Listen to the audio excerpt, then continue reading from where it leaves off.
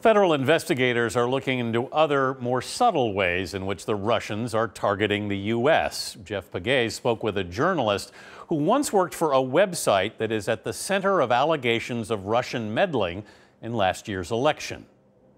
They wanted information about the way things work there. In the eyes of U.S. investigators, American journalist Andrew Feinberg was on the inside of the Russia propaganda machine. FBI agents interviewed Feinberg for 2 hours on September 1st about his former employer, the Russian web-based media outlet Sputnik. What did they want to know? They wanted to know, how I ended up there, who paid me, who signed my checks, what a typical day was like, who I took my orders from. They wanted to know everything.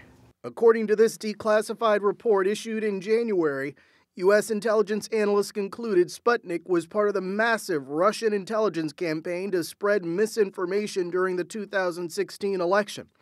Investigators believe there was a combination of covert intelligence operations, paid social media trolls, and state-funded media, all of which is now under investigation by special counsel Robert Mueller.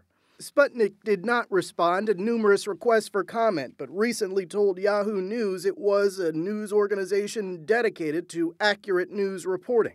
Is it Russian propaganda? Yes.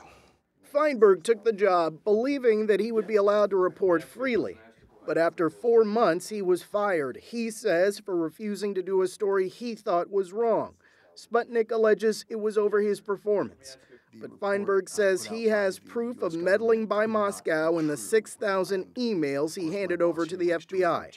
They only will run a story when it meets a certain criteria, that the angle that the story takes is one that meets their worldview. The worldview of Vladimir Putin? Well, that's where the money's coming from.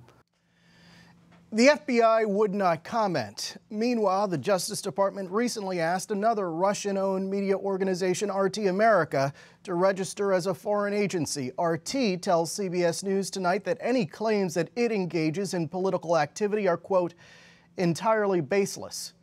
Anthony? Jeff Pegues, thank you, Jeff.